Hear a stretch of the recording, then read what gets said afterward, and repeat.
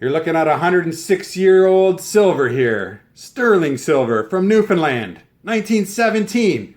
We look at it next on Bullion Breakdown. Welcome back to the Bullion Breakdown, everybody. We are looking at a really cool find inside of my stack. This was a bit of a hand-me-down from family over the years. This has been sitting inside my stack since I was probably a teenager. And I actually opened up and take a look this week, and I was really interested to see what I found. I didn't strike gold with any of this stuff, but some really interesting historical finds here, and this is a great example. This is a Newfoundland Quarter from 1917, so World War I era here, and this is unique in a sense because Canada, I don't know, just a little bit of history here. Canada became a dominion, or became a country in 1867.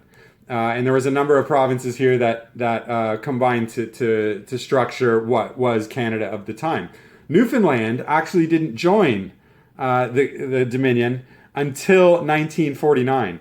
So leading up to that time, as you can imagine, up to 1949, this Canadian coin, sort of, were being minted just for Newfoundland. So really interesting here, and again, it's got a beautiful tone and a beautiful luster here just from being used all these years.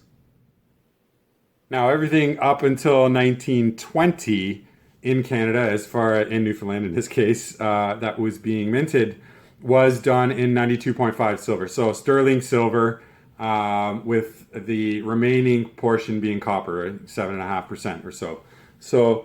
And that was the standard for coins in Canada from about 1870 up to 1920. And at that point, they started to reduce the amount of silver in their coinage down to 80% sterling as well. So you can see this is a really cool era here where it's pre-Canada. It's definitely connected to the monarch in Britain. But it's just really good bit of Canadian history. You don't see a lot of this stuff on YouTube. I see a lot of these coins actually on YouTube, and thank you very much for all those creators that have featured stuff like this, because I was able to learn a little bit about what I found in my stack. And I think that's one of the great things about YouTube.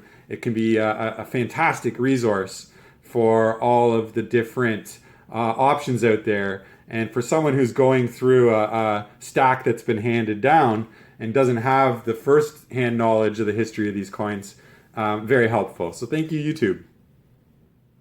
There is something really, really nice about old coins. And this one in particular, again, just really toned beautifully, just with age, and the way that they did these coins back in the day, I don't know, I think they are special. And to know that it's, 92% silver, even more special, because in Canada, at least from the coins I've seen in my lifetime, I have not come across a ton of silver in my coins, obviously. So, let's talk a little bit about what was going on with the mint. They actually have really good data about these coins. This particular 1917 C quarter, 25-cent piece, had 464, just a little over 464,000 minted. So quite a bunch of, obviously, this was made for circulation. They have a diameter of 23.6 millimeters. And I've seen two different reported weights for these coins, and I am not confident enough to suggest which one is right, and I don't have a scale on me today. But I've seen 5.83 grams reported, and then the resource that I looked at had 5.53 grams. So you're looking at 5.5 gram piece of sterling silver with a beautiful reeded edge. Even back then, that would have been a really nice design feature. But yeah, just loving it. I won't go on any further. This is a great piece of history, Canadian history, even though this is not technically, like I said, a Canadian coin. It was a Newfoundland coin. So wonderful. A little bit different for the channel. I'm usually bringing in the shiny new stuff. And in this case, we've got some old, beaten up looking, beautiful sterling silver. I think I'm going to feature a little bit more. There's a few other buttes that came out of that stack, and I'm going to highlight them over here on the channel. Take care.